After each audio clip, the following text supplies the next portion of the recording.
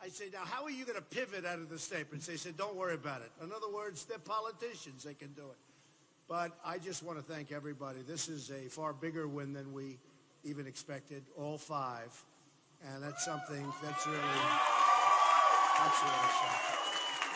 And not only is it all five, it's all five, whether it's 60 or just about 60. And even I see one up there at 66 and 67. And you have to remember, and I say this all the time to the pundits, I love the pundits, but I say it all the time, there are three people.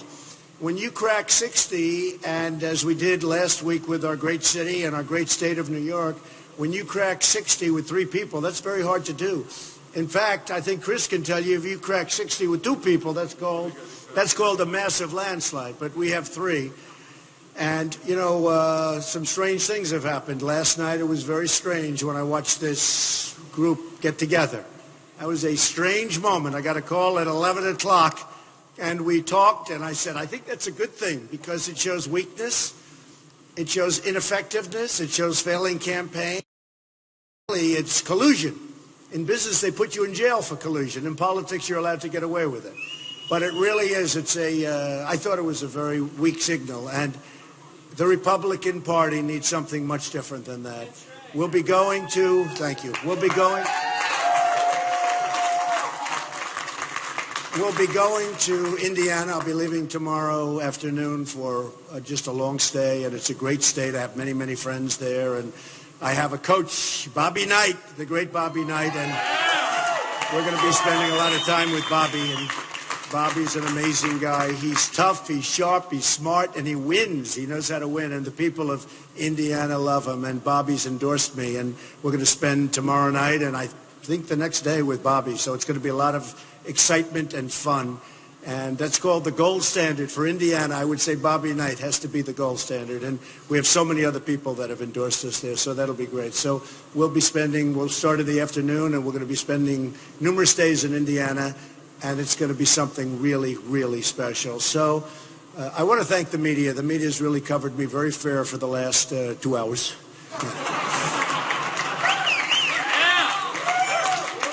No, they've been really very fair over the last few weeks, and you know, it's been amazing what's been happening. The crowds we've had are record-setting crowds, bigger than Bernie, but Bernie's second, I have to say. In fact, I suggested today, you probably saw that the Democrats have treated Bernie very badly. And frankly, I think he should run as an independent, okay? And I actually do. I think they've treated him very badly. And, you know, the system is a bad system, and whether it's their system or our system, you look at what goes on. But, you know, the best way to beat the system is have evenings like this, where you get record-setting votes, where you get record-setting delegates.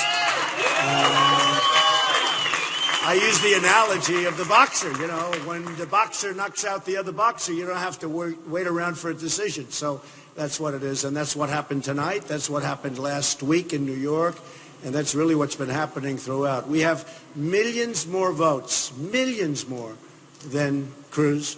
We have millions more votes than Kasich. I mean, Kasich now, I guess he was 1 in 41, so now he's 1 in 46. Why is he here? I can tell you that if you look, Dr. Ben Carson did much better. He could have hung around and done very well. If you look, Chris Christie did much better. If you look, Marco Rubio did much better. In fact, Marco Rubio right now has more delegates than, you know, Kasich. I mean, he's got more delegates, but so many others. I mean, they've actually done, all they had to do was hang around, but they thought it was inappropriate, and a lot of people don't like seeing it. It's like a spoiled person that just says, I'm just staying for whatever reason. So Kasich, and by the way, as soon as Kasich gets hit with the first negative ad, he's had none. Bing, that's the end of that. You know, it's the only thing he can say. And today we came up even against Hillary, but we will beat Hillary so easily. And, you know, remember this. Remember this. I was not going to run, according to everybody, and I ran. I was not going to sign Form A, which basically you sign your life away, and I signed Form A. And then everybody started saying, wow. And then we put in financials. The financials were phenomenal, far better, a little bit like this evening, far better than even people thought. Great financials. I built a great company with the help of my sons and my daughters, and I mean, with the help of my family, frankly. I mean, it's been great. But we built a great, great company, and that was good. And then everybody said again, well, he's just going to have a good time for a couple of weeks. He's enjoying it. And very shortly, we went to number one over a 3 or 4 week period. And we've been there ever since. We've been number one ever since. And again, millions of more votes, hundreds of more delegates. And I think this one is maybe the biggest of them all. I mean, New York last week at almost 62% was incredible, far better than what people thought. They said if you could break 50, again, with 3 people, it's very hard to break 50. We hit almost 62%, picked up so many delegates. Last week we had 95 delegates in New York State, New York City, the whole thing added up to 95. We picked up almost every single one of them. It was an amazing victory. But this one's a diverse victory. I mean, you go Rhode Island, and you go Maryland, and you go Connecticut, and you go Pennsylvania, and you go, I mean, the whole thing, Delaware, and every one of them was conclusive, and every state is so different. I mean, it's so different. I think one of the greats was when you look at almost 50% in Massachusetts and almost 50% in the state of Alabama. Now, that's pretty different, but we have all across the board. And I think we're going to do really well in Washington State. I think we're going to do amazingly well in Oregon and every place we're going to. I mean, we're going to be fighting hard. New Mexico, we're going to be fighting really hard. And I think that Governor Kasich and Senator Cruz have really, really hurt themselves with a faulty deal that was defaulted on before they even started. Because Kasich said, well, what do you mean? Aren't they going to vote for me in Indiana? Well, I said, I thought they just made that deal. So what it is politicians, all talk, no action. They can't get it done, and they certainly can't straighten out our country because we're going to bring back jobs. We're going to take care of our military. We're going to be doing so many things. And to me, especially over the last 2 weeks, because I traveled New York State, and I went to Syracuse and Poughkeepsie and Rome, this Rome, our Rome, New York, as opposed to there's another Rome out there someplace. But we went to Rome, New York, and we went to the island, Bethpage, and just every place we went, manufacturing down 40 and 45% and even more. And then we go to Pennsylvania and we see the same thing. You look at what's happening with steel and you look at what's happening in so many other industries. And I'd get statisticians to give me numbers. And before I leave all the time, give me the numbers. And every single place I go is a disaster. Manufacturing down 40, 45, 55, 60% sometimes in a relatively short period of time.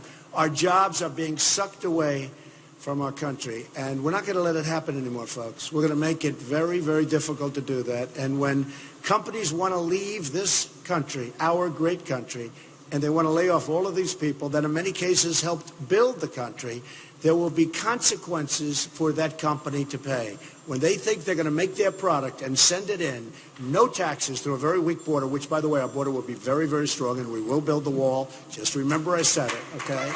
But when they think they're going to send their product right through this weak border and they're going to pay no tax and have absolutely no consequence for what they did, it's not going to happen that way. And you know what's going to happen? When we do that, all of a sudden companies are going to say, I'm staying in Syracuse, and I'm staying in Pennsylvania, and I'm staying in Maryland. And I want to thank the people of Maryland. They've been so incredible. We had some rallies all over. But we had some rallies in Maryland and Pennsylvania that were absolutely unbelievable. Yesterday in Pennsylvania, we were in an arena that was like Madison Square Garden. They turned away thousands and thousands of people. Unfortunately, the press never reports that. They always show my face. They go like this. I said, does anybody ever want to show this arena that's got tens of thousands of people in it? But they don't do that. But that's okay because I'll at least explain it to you. But we're going to have our country back. We're going to make America great again. And I just want to tell you, for the 5 states, I am so honored. This was, to me, our biggest night because it shows such diversity. So thank you very much, and we will take some questions. Yes, CBS.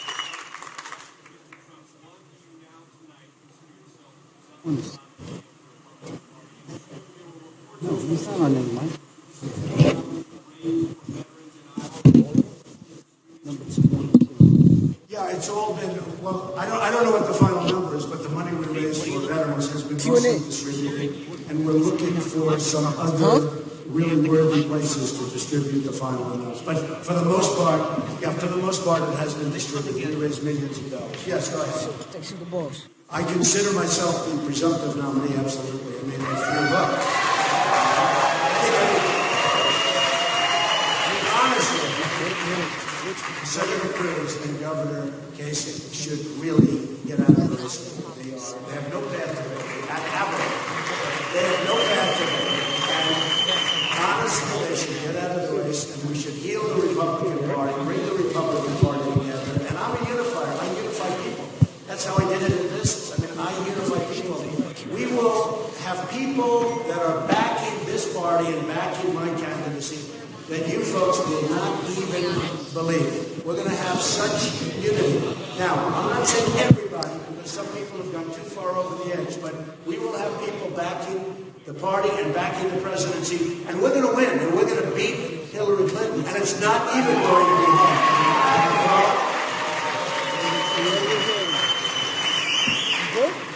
Thank you. Yeah. You have a mic that's feeding into it, and just One of these microphones here is open. Well, let me give you an example. And it's a very good question. And of course, we look at different things, and I don't want to do that. And we're leading by so much, and I think we're going to hit the numbers pretty easily, and most people agree with that. And probably before we end the process, but there's a lot of room in between the convention and that. There'll be a lot of delegates available, and we're only going to be a tiny bit short, but I don't think that really will happen. But you look at Pennsylvania, first of all, they have a man named Rob Creasy, who is a tremendous leader. And one of the things with Pennsylvania, you know, we had a massive victory, 60%, above 60%. Pennsylvania has been amazing. We get 17 delegates outright, and then you have 54 or so delegates that are, you know, up for grabs. The one thing different with Pennsylvania, and I've heard about it for years actually, is that the winner of Pennsylvania, there's a moral obligation, at least on the first round, to support the person that won. Now, we didn't only win, we won big. And again, we have to get in mind, you have the three people. And when you have three people to get 60%, that's almost unheard of. Honestly, if you had two people and you got 60%, that's a really big victory. So here you have a case where we have a great leader, great Republican leader, and you have a moral obligation in Pennsylvania that those people will, and all I care about is the first round. You know, when you people write about Cruz is going around giving people dinner, buying people everything, riding them around all over the place, getting them into hotel rooms because he's looking for the second and the third and the fourth. I'm not really too interested in that because we're going to win on the first. I'm not looking to go second, third, fourth, but maybe I'm making a mistake. I mean, the truth is, even if this did ever go there, can you imagine if Donald Trump, because in California we're up to almost 50%, I think we hit 50 today, and they're at 18 and 16. I mean, there's a massive difference. So we're going to have a big California. I think we're going to do great in Indiana. Indiana is the home of Carrier Air Conditioning, which is leaving for Mexico, that I've been talking about for the last 4 months, long before I knew Indiana would be so important. And I'm saying that won't happen if I'm president. Carrier will not be leaving Indiana if I'm president. But I've been talking about this for a long period of time. So when you think of it, and the really unfair thing that the pundits never report, when I began the process, we had 17 people, very capable people like Chris, governors, senators, Dr. Ben Carson, very smart, tough, highly accomplished people. 17, a record in the history of politics, 17 people. So I go and I start winning, and I'll win New Hampshire, and I'll get whatever it may be, 32%. And people would say, why did he get 50%? I said, you can't get 50% when you have 16 people. Then I go to South Carolina. We have a massive victory. That was Cruz's stronghold, except I won it in a landslide. And I won it because of the evangelicals who backed me. The evangelicals have been unbelievable, and they backed me. So I won there. And we had 12 or 13 or 14 people. We had many, many people, and I got a lot. And then we went to Nevada, we went to the South, Alabama, with all of the people we had, we almost got 50%. Massachusetts, with all of the people we had, we almost got 50%.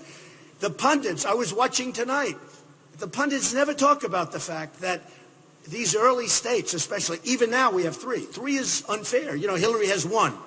I have 3. There's a big difference. There's a big difference between fighting 1 person and fighting 2 people in terms of percentages. So what I'm saying is when you talk about the 1237 number, the first 70% of these things we had from 16 people and even 17 people to 10 to 8 to 6 to 5 to 4, and now we're at 3. So it's really unfair when you try and, I mean, I've always been very good at math. Nobody ever discusses that. When I watch the people on television, whether it's CNN, Fox, or any of them, and I watch, they never talk about the fact that we have all these people, and that if you got a 32 or a 35 or a 38, and you have 7 people running, that's an unbelievable, that's like 75. So we are really honored by this night, and I'm really honored to have hit over 60 in virtually every race with 3 people in the race. Okay. Well, go ahead, Tom. I didn't want to bore you with that long thing, but I'm telling you, it's never discussed on television. Go ahead. Just this week, Senator Cruz announced he's come up with a short list of potential running mates. They've started the vetting process. He's wasting his time, Tom. List of running mates. In fact, I heard he had a news conference tonight, and I heard the news conference was for the purpose that he's getting out of the race. That's what I thought. And instead, he just had a news conference, more talk, you know. But no, I don't want to even think about it right now. I'm not doing that. We're going to set up a committee at some point in the not-too-distant future, but I just don't want to think about it right now. I want to finish it off. Well, I think he's fantastic. I think Chris Christie is fantastic. So certainly, he would be somebody.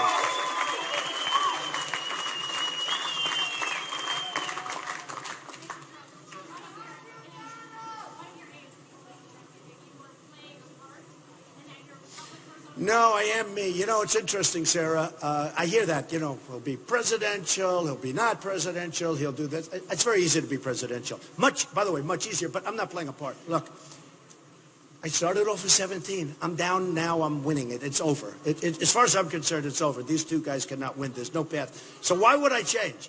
You know, if you have a football team and you're winning, and then you get to the Super Bowl, you don't change your quarterback, right? So I'm not changing. I think we're going to do great in the general. Well, I may act differently, but my thought process is the same. You know, when I speak to a group of 10 people in a conference room, I'm not going to be speaking the same way I spoke in Pennsylvania yesterday to 25,000 people. It's a very different thing. But I'll be saying very similar things. Yes, go ahead.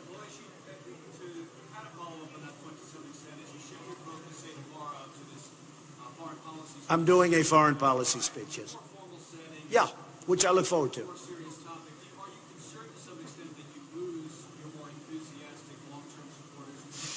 Well, it's an interesting question. I've had many, many people write in, tweet in, modern way of writing, but write in, tweet in, call in, please don't change, just stay the way you are.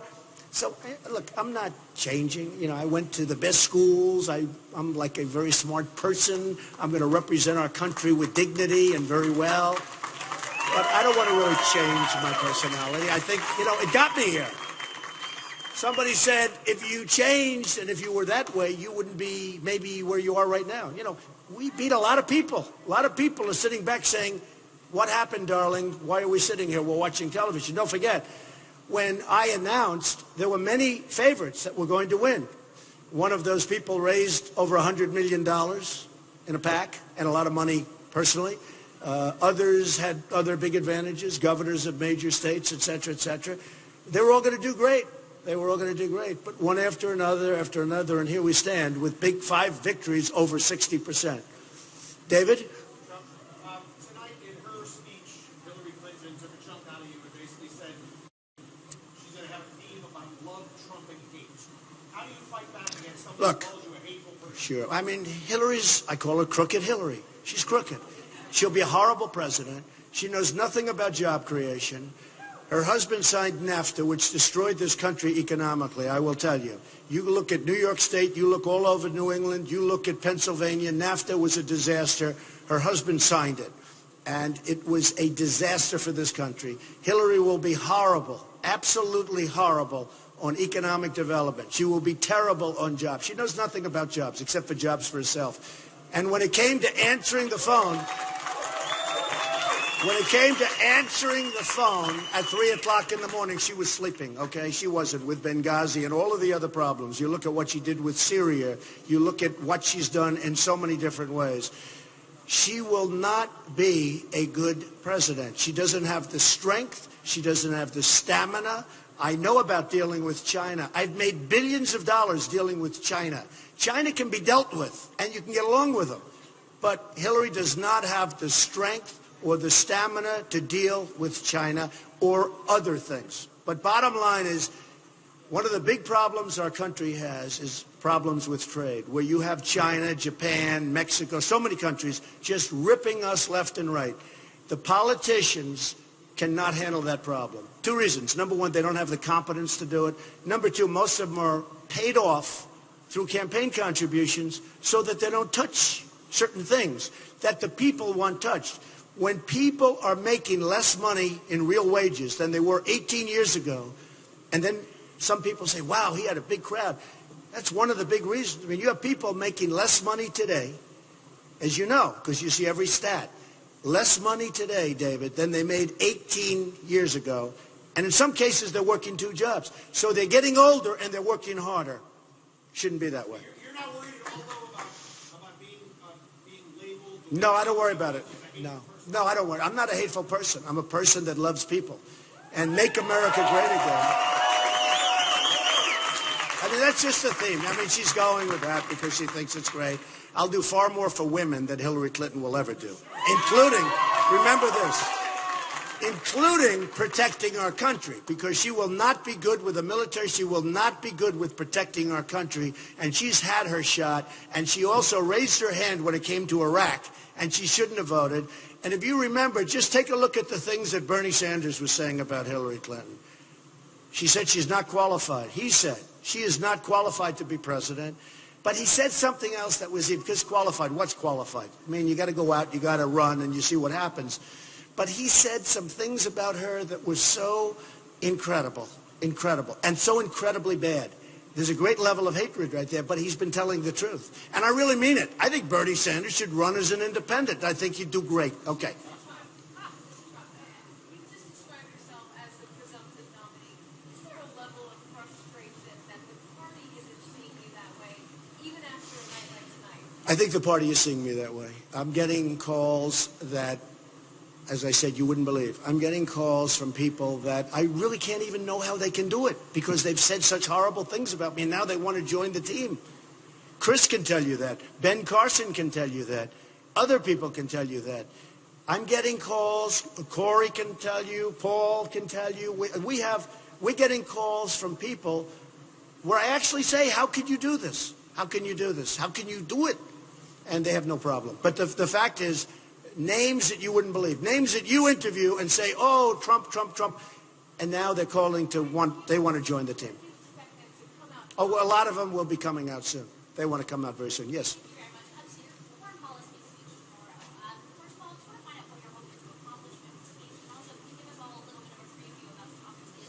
Sure. I mean, tomorrow's going to be, I think, interesting. It's going to be some of my views on foreign policy and defense and lots of other things. So we'll be discussing, and part of it is the economics. I mean, I was asked a question recently by Wolf Blitzer on CNN, and he talked about NATO. I gave a great answer. I gave an answer that at first people didn't like, and then they said, you know what, Trump is right. Experts said.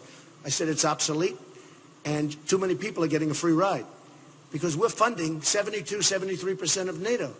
You have 28 countries, and many of these countries are just taking advantage of the United States. And you have to pay up because we don't have a country with 19 trillion in debt that can afford this anymore.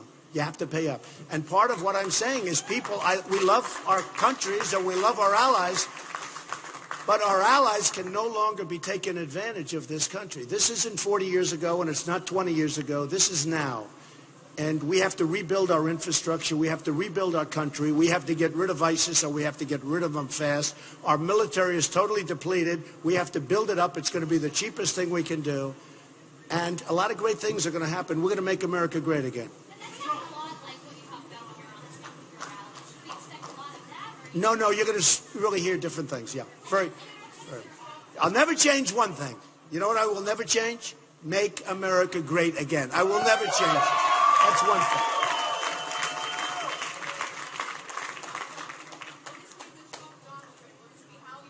No, it's not going to be the Trump doctrine. And you know what I say? It won't be the Trump doctrine because in life you have to be flexible. You have to have flexibility. You have to change. You know, you may say one thing and then the following year you want to change it because circumstances are different.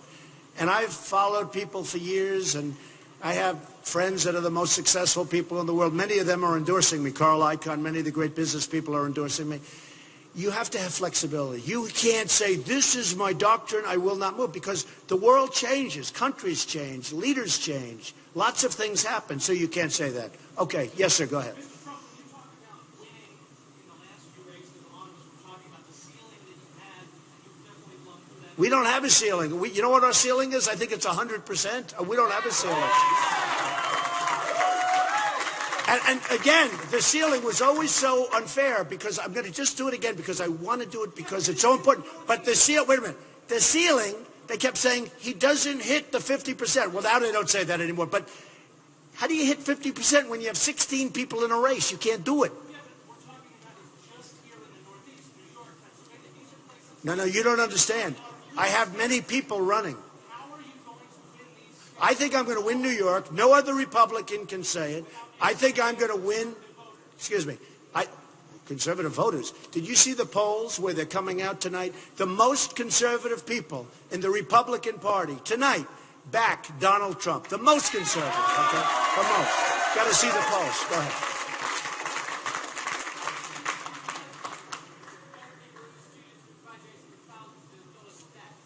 Yeah, debt is the single biggest question I'm getting, student debt. And we're going to work on that. We're going to make it much different.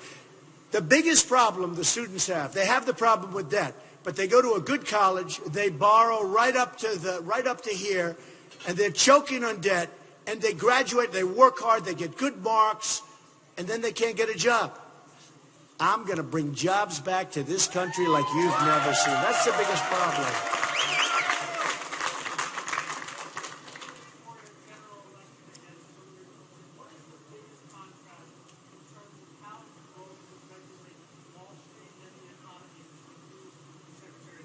Well, we have a lot of contrasts in terms of jobs. We have a lot of contrasts in terms of how I would handle Wall Street. Look, Hillary Clinton is funded by Wall Street, folks. I mean, she's going to get the nomination unless she gets herself indicted with respect to what's happening with the emails, okay? You know, what I don't understand, you look at what's happened to so many other people, and they went through hell. Their lives have been destroyed for doing less than what Hillary Clinton did. What she did is an outrage. It's an absolute criminal outrage. And for her to be able to run as a Democrat, that's why maybe Bernie Sanders isn't finished.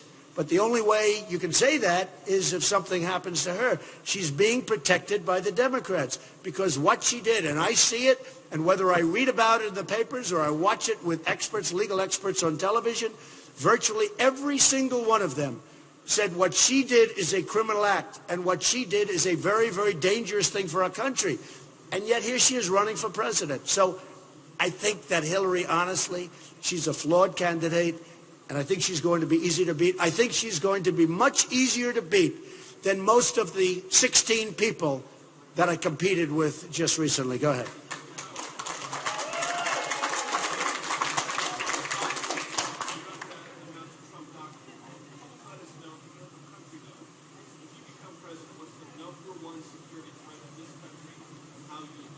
To me, always the number one security threat to the United States is nuclear.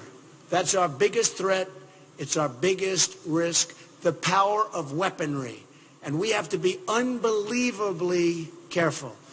The single biggest, it is not global warming. President Obama said the biggest threat to our country is global warming. That's called, give me a break, okay?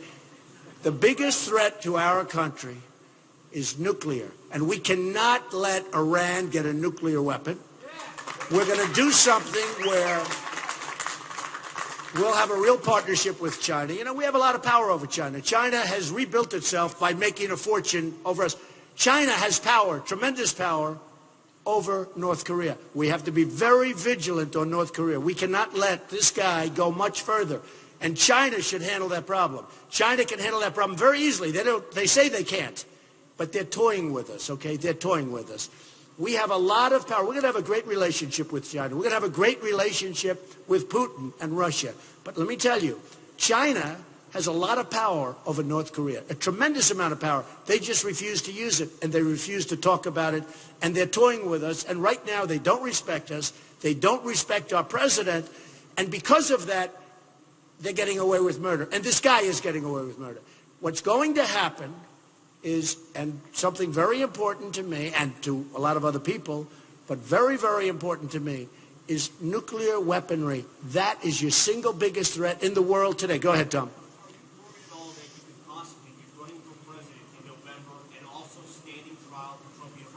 No, that's a civil case, very simple. I'm going to win that case very easily. Yeah, go ahead. Go ahead, Sarah, go ahead.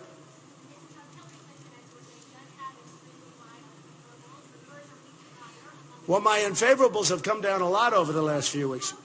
Well, remember this. Okay, I saw it on all of the cable stations and a lot of the networks, and I read it in a lot of papers. I've had 55,000 negative ads against me. When I ran in Florida, I had 14,000 negative ads, millions and millions of dollars, and I won in a landslide. I've had negative ads all throughout, and I've won races in a landslide. Okay, in a landslide, you know it, you report it, you all report it. I'm not, even Carl would agree to that, right? I mean, landslides. And yet I have this tremendous amount of, you almost say, do ads mean anything? I think we're going to hurt the industry pretty much because people are going to say, what does an ad mean? But I've had, now, largely the ads were false. A little truth to some of them, perhaps, but largely false. But I had 55,000, 100 million, and even more negative ads.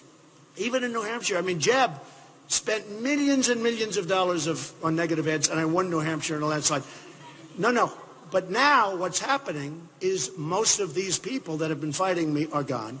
And when I'm one-on-one with Hillary, she will be, as I said, easier to take down, much easier to beat than the people, many of the people that I've already beaten. Okay.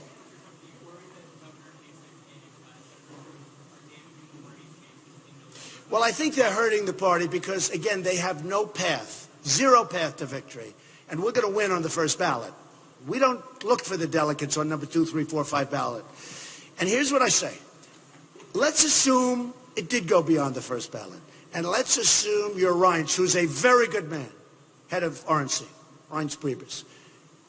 And let's say, oh, well, Trump was 12 short, or 15 delegates short, or 25 short. But 500 more than Cruz, and far more than that ahead of Kasich. So you go to a second ballot. Now, Trump by that time will be 5 million votes because of California and the size of California, and I think Indiana and other places. Trump by that time will be 5 million votes ahead of Cruz. Will be much more than 5 million votes ahead of Kasich. I mean, Kasich should be he going to get. I call him one. Now I change it. Now I change it to 1 in 46. I mean, how do you stay in a race? And I would have won Ohio had I not been given a dirty poll saying that Florida was tougher than I thought. I stayed in Florida for 2 more days instead of going to Ohio. If I spent 2 more days in Ohio, I would have won it. Okay. How do you pick a man on the second or third or fourth ballot who has millions of votes, 5, 6 million votes less than Trump, and I'm the one that brought all these people into the party. That's why the Republican Party is up almost 70% from 4 years ago. And you know what's going to happen? Those people, at a minimum, they're going to be very upset, very angry, but at a minimum, they're just not going to vote. They're not going to vote. So how do you do this? How do you say, okay, Trump won by 5 million votes. Trump is 5, 6, whatever, 100 delegates more than Cruz and much more than that having to do with Kasich. And he brought millions of people into the party, and everybody is talking about the party worldwide, how hot the Republican Party. You know, some people used to say it stayed. Well, the Democrats are 35% down from 4 years ago. The Republicans are almost 70% up from 4 years ago. So, I mean, that's an amazing tribute.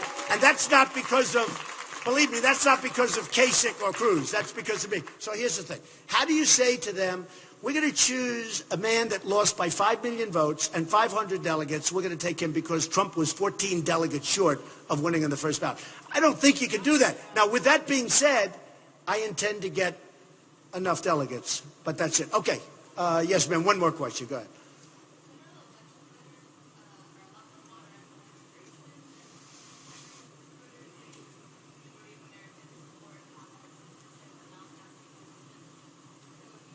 I'll stick with my feelings on immigration. If you look at what's going on immigration and just look at the record numbers of people right now that are pouring across the borders of this country, they're pouring, excuse me, I just read it. And I read it in actually a legitimate journal. All right. We need protection in our country. You look at the kind of crime, you look at what's going on economically, we need borders. And by the way, I want people to come into our country, but I want them to come in legally. They have to come in through a process. So I will do one more.